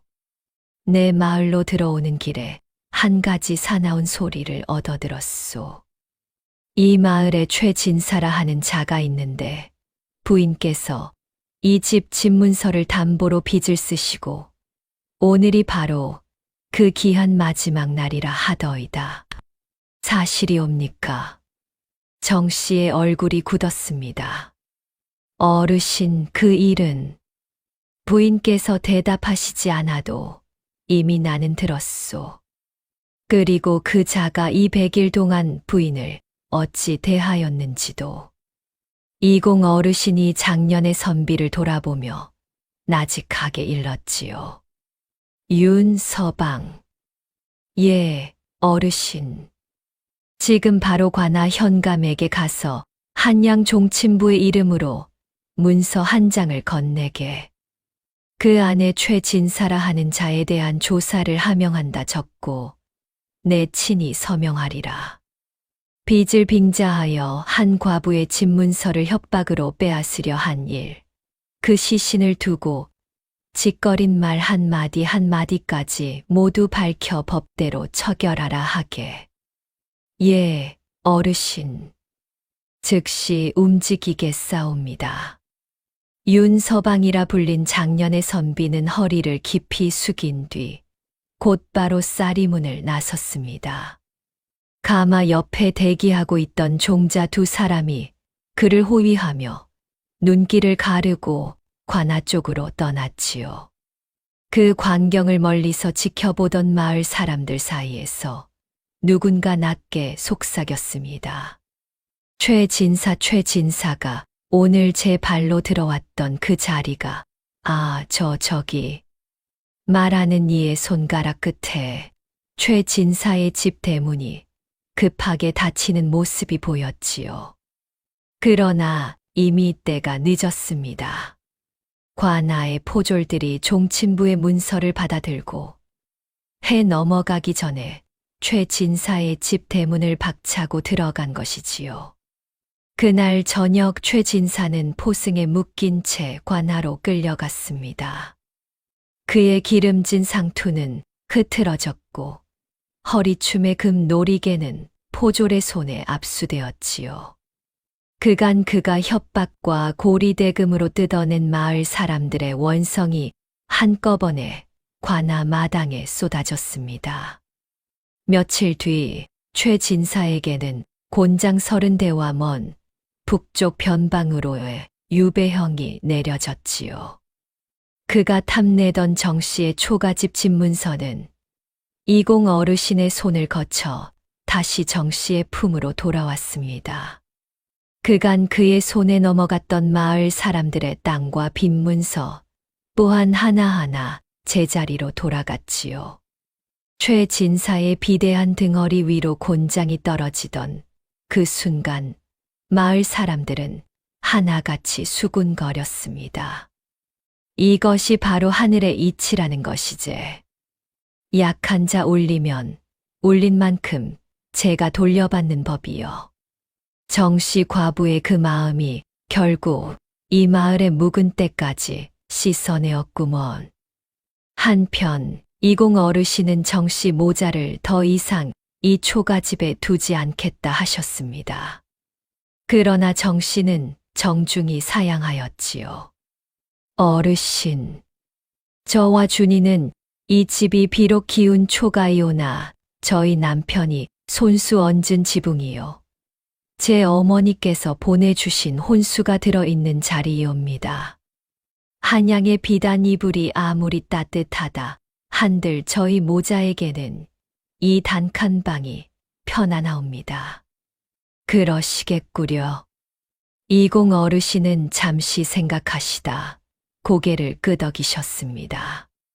그러면 내가 한 가지 청을 드려도 되겠소이까? 말씀하시옵소서. 부인의 아들 준이 이 아이가 내게 명안을 닮은 면이 있소이다. 아니, 그보다 더 깊은 면이 있소. 5살 아이가 낯선 시신 앞에 2번 절을 올렸다 하는 이야기를 오는 길에 춘덕 할매라는 분께 들었소. 정 씨의 눈가에 잠시 놀람이 번졌지요. 할매가 말씀을 그 이야기를 듣고 나는 이 아이 하나만은 내가 큰 뜻으로 키우고 싶다는 마음이 들었소이다. 한양 궁궐 안에 왕실 학당이 하나 있소. 그곳에 준이를 들여보내 글과 예리를 가르치고 싶소. 비용은 내 집안이 모두 맡겠소이다. 부인께서 허락하여 주시겠소이까? 정 씨는 준이의 머리에 손을 얹고 한참을 말이 없었습니다. 준이가 어미를 올려다보며 물었지요. 엄마, 그게 뭐야? 큰 어른들께 글을 배우는 곳이다. 아가, 나 갈 수 있어? 정 씨는 아이의 까만 눈을 한참 들여다보았습니다. 그 눈 속에는 세상의 어떤 먼 곳으로도 나아가 볼 수 있는 총기가 어려 있었지요.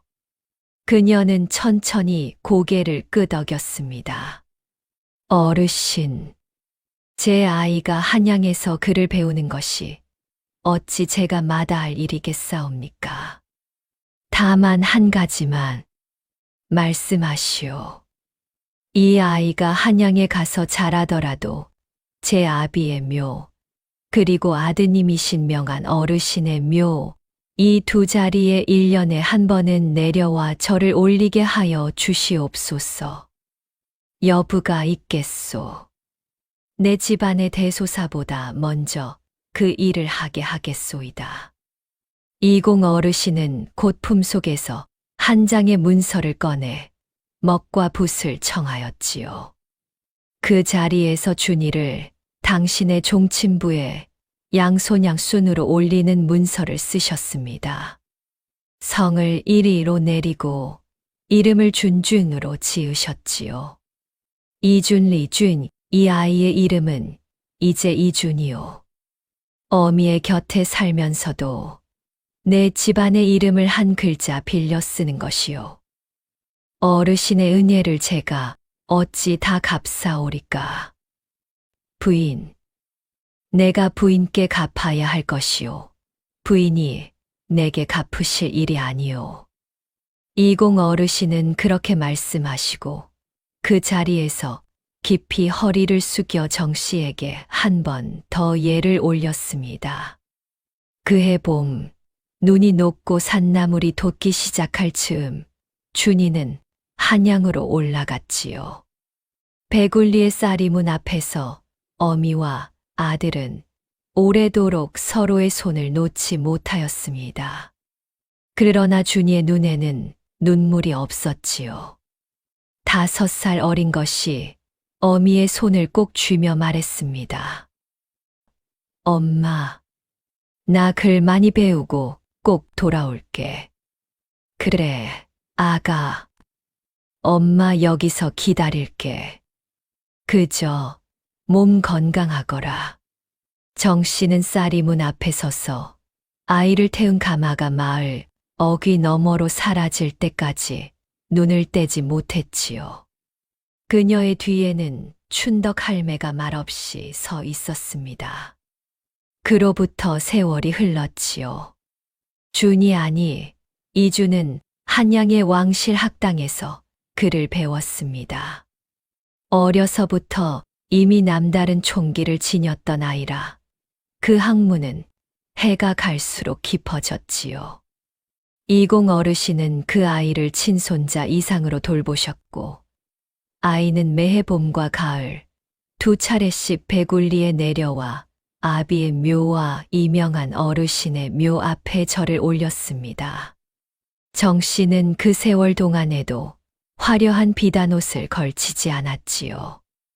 이공 어르신께서 보내주시는 선물 중 그녀가 받은 것은 쌀과 약재, 그리고 문구류뿐이었습니다.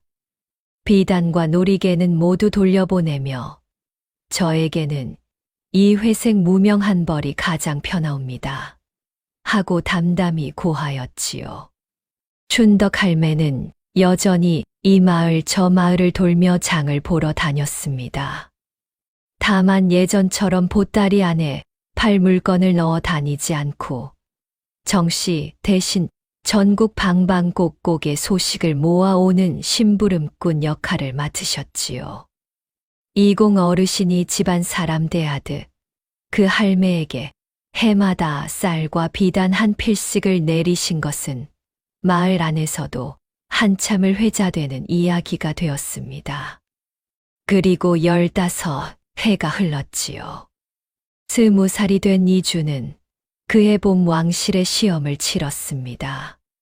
학문과 예법 그리고 인품까지 모든 시험을 무사히 통과하여 그해 가을 조정으로부터 한 장의 교지 저지를 받았지요. 이준을 왕실 학당의 사부 실프로 삼노라. 왕실 사부인은 장차 임금이 되실 원자 전하를 가르치는 스승의 자리였습니다. 한미한 산골의 과부집 아이가 궁궐에 가장 가까운 자리에서 원자의 스승이 된 것이지요. 이 소식이 배굴리까지 전해지던 날, 온 마을 사람들은 정 씨의 초가집 앞에 모여 기쁨의 환호를 올렸습니다. 그러나 정 씨는 여전히 단칸방 한가운데에서 바느질을 놓고 조용히 고개를 숙였을 뿐이었지요. 여보, 들으셨는가요? 우리 준이가 왕실의 사부가 되었답니다. 그녀는 남편 김서방의 위패 앞에 향을 사르며 낮게 중얼거렸습니다. 그리고 한참을 그 자리에 앉아 있었지요. 그해 늦가을 이주는 휴가를 얻어 어머니를 찾아 배굴리로 내려왔습니다. 그의 뒤에는 이공 어르신의 가마가 따라왔지요. 백발이 더욱 성성해지신 이공 어르신은 지난 15해 동안 한 번도 거르지 않고 봄, 가을 두 차례 이 배굴리를 찾아오신 터였습니다. 이준과 정씨, 이공 어르신, 춘덕 할매, 네 사람은 그날 뒷산 두 무덤 앞으로 오르는 길을 나란히 걸었지요. 남편 김서방의 무덤, 그리고 그 옆 이명한 어르신의 무덤. 두 무덤 앞에는 이제 반듯한 비석이 각각 세워져 있었습니다. 김서방의 비석에는 이포 진공지 무이부 김공지묘라 새겨져 있었고, 이명한 어르신의 비석에는 쭌시엔리 공밍한지무 조년 이공명한지묘라 새겨져 있었지요. 이주는 두 무덤 앞에서 깊이 절을 올렸습니다. 쪽빛 도포의 갓을 단정히 쓴 이준의 절은 5살적 두 번의 절과 꼭 닮아 있었지요. 아버지, 제가 돌아왔습니다. 사람답게 컸사옵니다. 명한 어르신, 당신께서 17해를 떠돌며 마지막 눈밭에서 베푼 그 인연이 저를 이 자리에 있게 하였사옵니다. 당신의 가르침이 없으셨다면 저는 이 자리에 없을 것이옵니다. 이주는 품에서 작은 붉은 주머니 하나를 꺼냈지요. 그 안에서 낡은 옥패 한 점을 조심스럽게 꺼내어 이명한 어르신의 무덤 앞 흙 위에 가지런히 놓았습니다. 어머니께서 15해 동안 간직하셨던 이것을 이제 제가 어르신 곁으로 돌려드리옵니다. 정 씨의 눈에서 한 방울의 눈물이 떨어졌지요. 이공 어르신은 가만히 고개를 끄덕이며 옆에 선 정 씨의 어깨에 손을 살며시 얹으셨습니다. 부인, 이 하루를 내가 얼마나 기다렸는지 모르겠소이다. 어르신, 저 또한. 이주는 가래를 들어 옥패를 묻을 작은 구멍을 팠습니다. 그리고 그 붉은 주머니 안에 옥패를 도로 넣어 어르신의 무덤 바로 앞에 정성스럽게 묻었지요. 그 위에 작은 돌 하나를 올려 자리를 눌렀습니다. 어르신, 이제 편히 쉬시옵소서. 당신의 옥은 다시 당신의 곁으로 돌아갔사옵니다. 그 소리를 끝으로 네 사람은 한참을 그 자리에 말없이 서 있었지요. 저물어가는 늦가을의 해가 산 너머로 붉은 기운을 들이우며 가라앉고 있었습니다. 두 개의 무덤 위로 그 해의 마지막 빗줄기가 길게 번졌지요. 그 빛을 따라 백발의 노인과 쪽빛 도포의 젊은이, 회색 무명의 과부, 그리고 허리 꼬부라진 할매의 그림자가 나란히 산 아래로 내려가기 시작했습니다. 배굴리의 어느 겨울날 무릎까지 쌓인 눈밭에서 얼어 죽은 이름 모를 나그네 앞에 꿇어앉아 울던 한 과부. 집에 쌀 한 톨 남지 않았건만 마지막 배 한 피를 꺼내어 손수 수의를 지어주었던 한 어미. 어느 5살 아이가 낯선 시신에게 고사리 손으로 올렸던 2번의 절.